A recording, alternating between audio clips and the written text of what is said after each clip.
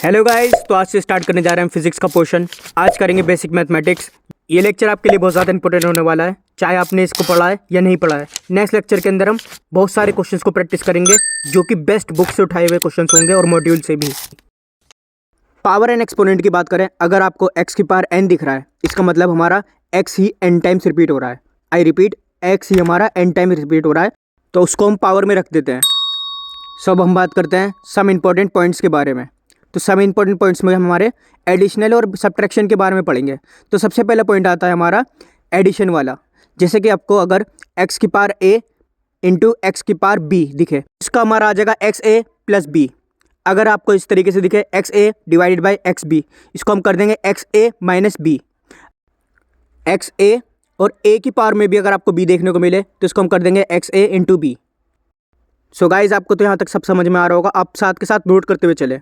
अब हम बात करते हैं एनीथिंग की पावर ज़ीरो। तो एनीथिंग की पावर ज़ीरो अगर होता है तो उसको हम वन लिख देते हैं। जैसे वन की पावर ज़ीरो वन, टू की पावर ज़ीरो वन, तो हम इस तरीके से लिख देंगे इसको। जिसकी पावर में ज़ीरो आएगा वो वन हो जाएगा। एनीथिंग की पावर वन की बात करें, अगर आपको एनीथिंग की पावर में वन दिखाया जाए तो इसका मतलब एनीथिंग ही होता है। मतलब फॉर एग्जाम्पल वन की पावर वन वन, टू की पावर वन टू, थ्री की power one three. So guys, ये हमारी इंपॉर्टेंट पावर जो कि आपको ज़्यादातर आती भी होंगी। जितनी मैं टिक कर रहा हूँ इन सबको याद कर लीजिएगा अच्छे से और इसको एक कॉपी पर लिख लीजिएगा। ये पावर्स आपको बार बार रिपीट होती दिखेंगी। तो चलिए गाइज, अब जल्दी से पॉज कीजिए स्क्रीन को और इन पावर्स को याद कर लीजिए। 3, 4 और 5 की ये बहुत ज़्यादा रिपीट होती है और इस हिसाब की कैलकुलेशन भी काफ़ी फास्ट हो जाएगी। सो गाइज, अब बात करते हैं सम इम्पोर्टेंट स्क्वायर्स की। वंस का स्क्वायर होता है हमारा 1, 2 का स्क्वायर होता है 4 और 3 का स्क्वायर होता है हमारा 9, 4 का स्क्वायर होता है 16, 5 का होता है 25, 6 का होता है 36, 7 का होता है 49, 8 का होता है 64 एंड 9 का होता है हमारा 81, 10 का 100, 11 का 121, 12 का 144, 13 का 169, 14 का 196। सो स्क्रीन पॉज करके एक बार इसको अच्छे से याद कर लीजिए अगर आपको नहीं आता। अगर आपको आता है तो वेल एंड गुड। फटाफट से स्क्रीन को पॉज कीजिए और क्यूब्स की इन वैल्यूज़ को भी याद कर लीजिए। 1 से लेकर 10 तक बताइए मैंने, यही वैल्यू इंपॉर्टेंट है। ज़्यादातर क्वेश्चंस के अंदर यही वैल्यूज़ आती है।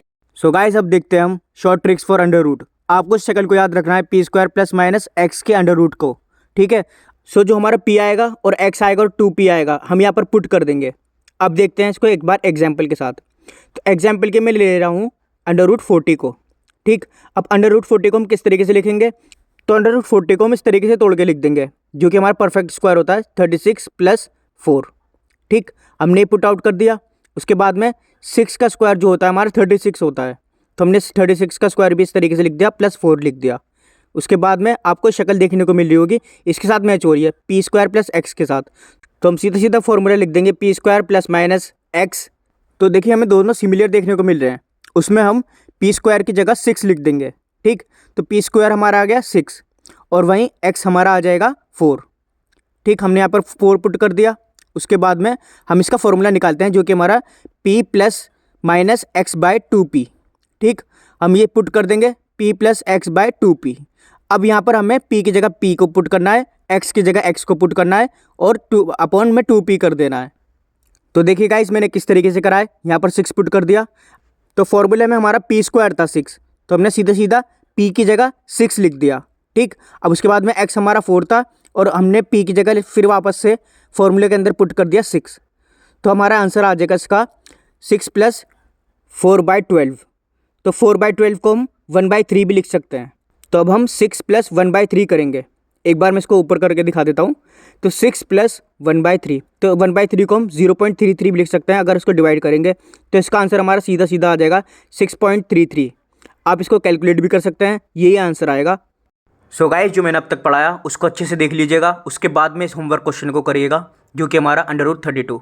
तो इसका हिंट दे देता हूँ मैं। तो हिंट के अकॉर्डिंग हमें इस बार भी 36 ही रखना है, मगर प्लस नहीं माइनस करना है 4 को, और इसका आंसर हमारा अप्रोक्सीमेटली 5.65 आना चाहिए। अब हम बात करते हैं इंपॉर्टेंट आइडेंटिटीज़ की। तो पहले बात करते हैं a प्लस बी का होल स्क्वायर की। तो इसका हमारा होता है a square plus B square plus 2ab।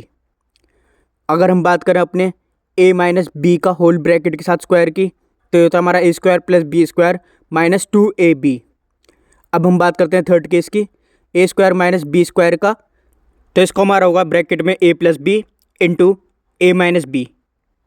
So guys अब हम बात करते हैं बाइनोमियल थ्योरम की। तो ये लगती कब है बेसिकली, जब हमारा x लेस देन 1 होता है, मतलब जब हमारा x बहुत ज़्यादा छोटा होता है 1 से। सो क्वेश्चन में हमें इस तरीके से गिवन होगा 1 + x की पावर n, तो इसको हम लिख देंगे 1 + nx, हमारा n नीचे आ जाएगा।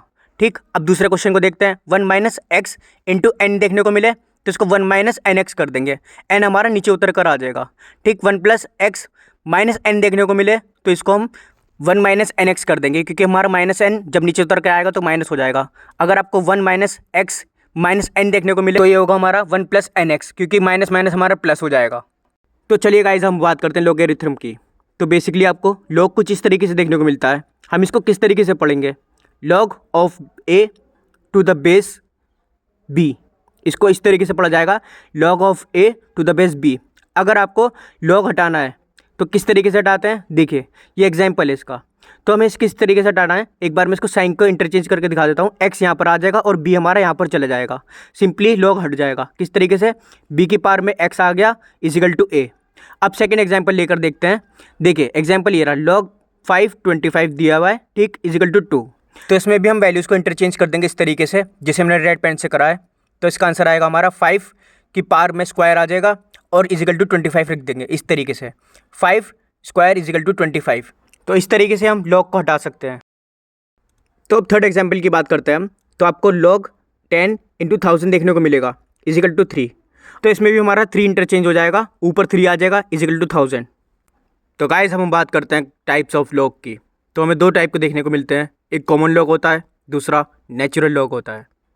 तो कॉमन लॉग बेसिकली हमें देखने को मिलता है जिसके अंदर हमें बेस 10 देखने को मिलता है, वही हमारा कॉमन लॉग होता है। जैसे एग्जांपल के लिए लॉग बेस 10 की पावर 2, ठीक, लॉग बेस 10 की पावर 3, ये आपके एग्जांपल हो गए। और वहीं नेचुरल लॉग की बात करें, नेचुरल लॉग के अंदर आपको देखने को मिलेगा बेस e। अब ये e क्या होता है, e होता है हमारा 2.7, ठीक। अब हम बात करें लॉग बेस e की पावर 2 इजिकल टू ln2, इसको हम ln2 भी बोल देते हैं। लॉग बेस e की पावर 3 ln 3, इसको हम ln बोल देते हैं, ये ln बोल दो, यही हमारी इसकी वैल्यू होती है। अब मोस्ट इंपॉर्टेंट बात यह है, जब भी आपको लॉग में कुछ देखने को ना मिले, कोई भी वैल्यू देखने को ना मिले, इसका मतलब वो लॉग बेस 10 ही है।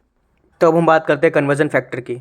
जैसे कि एग्जांपल के लिए log base m to the base e को लिया है, ठीक, हमें लॉग बेस 10 में कन्वर्ट करना है। तो 2.303 से मल्टीप्लाई कर देंगे, हमारा log base m to the base 10 निकल कर आ जाएगा। इन कुछ वैल्यूज़ को भी याद रखिएगा, लॉग 2 टू द बेस 10, इसकी वैल्यू होती है हमारी 0.3। लॉग 3 टू द बेस 10, इसकी वैल्यू होती है हमारी 0.48।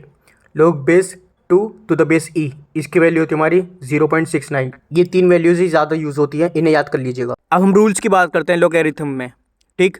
अगर आपको इस तरीके से देखने को मिले log a to the base a, तो इसका आंसर 1 आएगा, क्योंकि जब हम लॉग हटाकर इंटरचेंज करेंगे तो इसका आंसर a आएगा इस तरीके से। अब सेकेंड रूल देखते हैं, log 1 to the base b, इसका आंसर हमारा 0 आ जाएगा, क्योंकि अगर ऐसे हम खोल कर लिखें तो जैसे कि हमने इंटरचेंज करा, किसी भी वैल्यू पर 0 पावर रखने पर हमारा आंसर 1 आता है। थर्ड रूल देखिए, log x इंटू वाई, तो ये हमारा होगा log x plus log y। अगर इसे हम खोल कर लिखेंगे तो log x plus log y हो जाएगा। log x divided by y, तो ये हमारा होगा log x minus log y। अब आखिरी रूल देखते हैं, 5वां। तो इस रूल के अकॉर्डिंग आपको देखने को मिलेगा, बेस में देखिए q है, लेकिन p पावर है, उसके ऊपर भी a की पावर लगी हुई है, तो हमारा a डायरेक्टली शिफ्ट हो जाएगा आगे की तरफ। तो हम इसको इस तरीके से लिख देंगे, a आगे आ जाएगा, बाकी पूरी वैल्यूज़ को ऐसी के ऐसी उतार देंगे। सो गाइज ग्राफ की बात करें, y is equal to mx plus C.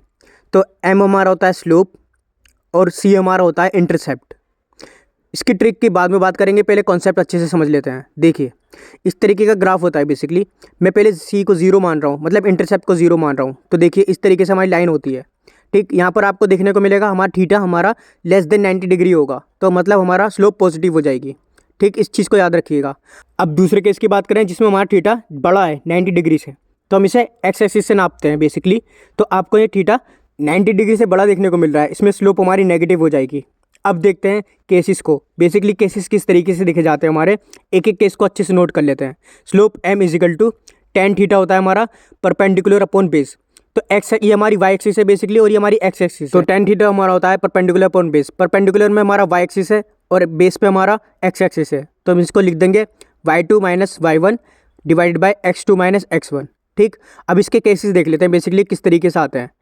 सो देखिए केस 1, थीटा 0 पर हमारी स्लोप भी 0 हो जाएगी, क्योंकि tan 0 की वैल्यू 0 होती है। अब देखिए सेकंड केस, थीटा अगर हमारा लेस देन 90 डिग्री हो तो उसमें स्लोप हमारी पॉजिटिव हो जाएगी। और वहीं थर्ड केस की बात करें, theta is equal to 90 degree पे हमारी स्लोप इनफाइनाइट हो जाएगी। देखिए इस तरीके से इसमें ढाल देखिए आपको ऊपर की तरफ देखने को मिल रहा है, मतलब स्लोप हमारी इनफाइनाइट हो जाएगी। फोर्थ केस की बात यहीं करते हैं। तो फोर्थ केस में आपको अगर थीटा 90 डिग्री से बड़ा देखने को मिले तो उसमें स्लोप हमारी नेगेटिव होगी। तो गाइस जैसे कि हमने अब तक देखा था y is equal to M X plus C, M तो हमारी स्लोप थी, सी इंटरसेप्ट था। अभी इंटरसेप्ट होता क्या है, इसको सिंपल याद रखना, जो लाइन y से कट करे वो हमारी इंटरसेप्ट कहलाई जाएगी। जैसे कि इसमें हमारी y से कट कर रही है, देखिए मैं यहाँ से y से कट कर रहा हूँ, तो इसमें स्लोप बतानी है आपको और इंटरसेप्ट बताना है। तो इसमें थीटा देखिए हमारा 90 डिग्री से बड़ा है, तो स्लोप हमारी नेगेटिव हो जाएगी, ठीक, क्योंकि थीटा इसमें हमारा 90 डिग्री से बड़ा है। और वहीं हम इंटरसेप्ट की बात करें तो ये पॉजिटिव वाई एक्सिस पे कट कर रही है, तो हमारी स्लोप भी पॉजिटिव हो जाएगी, y is equal to minus M X plus C. So guys trick हमारी ये है, बेसिकली जब भी आपको इस तरीके की लाइन देखने को मिले तो हमारा m नेगेटिव होगा इसमें, ठीक, स्लोप हमारी नेगेटिव होगी। इस तरीके की लाइन में हमारा m पॉजिटिव होगा, मतलब स्लोप हमारी पॉजिटिव होगी। तो अब आपको कमेंट करके बताना है कि इसका आंसर क्या होगा। सो मैं इसे सॉल्व करता हूँ। देखिए इसमें पॉजिटिव वाई एक्सिस पे c कट कर रहा है, तो हमारा सी पॉजिटिव हो जाएगा और वहीं हमारी स्लोप नेगेटिव हो जाएगी, क्योंकि हमें कुछ इस तरीके का डिज़ाइन देखने को मिल रहा है। अब देखिए इसका बताइए, तो इसमें सी हमारा पॉजिटिव होगा क्योंकि पॉजिटिव वाई एक्सिस से कट कर रहा है। वहीं हम एम की बात करें तो इसमें डिज़ाइन देखने को मिल रहा है जो कि हमारा पॉजिटिव का होता है, ठीक। अब इसका बताइए आंसर। तो इसमें देखिए हमारा ये डिज़ाइन देखने को मिल रहा है, ये हमारा नेगेटिव का होता है, मतलब स्लोप हमारी नेगेटिव होगी और वहीं हमारा इंटरसेप्ट भी हमारा नेगेटिव ही होगा। अब पोज करके इसका बताइए इसमें क्या होगा। तो इसमें भी आपको बेसिकली पॉजिटिव स्लोप का डिज़ाइन दिख रहा है, तो हमारा स्लोप पॉजिटिव हो जाएगा और इंटरसेप्ट हमारा इसमें नेगेटिव हो जाएगा। तो रेक्टेंगुलर हाइपरबोला की बात करें, x into Y is equal to constant, आपको इस तरीके का पैटर्न देखने को मिलेगा। हम अगर x को नीचे ले आएँ, कॉन्स्टेंट के नीचे इस तरीके से आ सकता है, तो इन्वर्सली प्रोपोर्शनल टू x हो जाएगा। अब जब हमारा x बढ़ेगा तो y कम होगा, तो आपको ग्राफ भी कुछ इस तरीके का देखने को मिलेगा, जिसमें हम x को बढ़ाते चले जाएंगे और y हमारा धीरे धीरे कम होता चले जाएगा, ठीक। तो हमारा y कम हो गया, x बढ़ने पर y कम हो गया। अब बात करते हैं सेकंड टाइप हमारा पैराबोला, जिसमें आपको पैटर्न देखने को मिलेगा y is directly proportional to X square. तो इसमें हम जैसे जैसे y को बढ़ाएंगे वैसे वैसे x हमारा ज़्यादा बढ़ेगा, इस तरीके से आपको पैटर्न देखने को मिलेगा, ठीक। थर्ड टाइप की बात करें हम, y डायरेक्टली प्रोपोर्शनल है हमारा अंडर रूट x के, तो आपको ग्राफ कुछ इस तरीके का देखने को मिलेगा, जिसमें आपको ग्राफ नीचे की तरफ आता हुआ दिखेगा। तो इसे हम कंपेयर करते हैं स्ट्रेट लाइन से। तो स्ट्रेट लाइन का ग्राफ हमारा कुछ इस तरीके का होता है, जिसमें हमारा y डायरेक्टली प्रोपोर्शनल होता है x के, जिसमें x की पावर 1 होती है, ठीक। अगर हम x को इंक्रीज़ करके 2 कर दें तो ये ऊपर की तरफ चले जाएगा, और अगर डिक्रीज़ करके 0.5 कर दें तो ये नीचे की तरफ आ जाएगा। अंडर रूट आपको पता ही है x की पावर हाफ होता है, ठीक। हाफ को हम 0.5 भी लिख सकते हैं। ये देखिए 1 से कम है तो नीचे चला गया, 1 से बड़ा है तो ऊपर चला गया।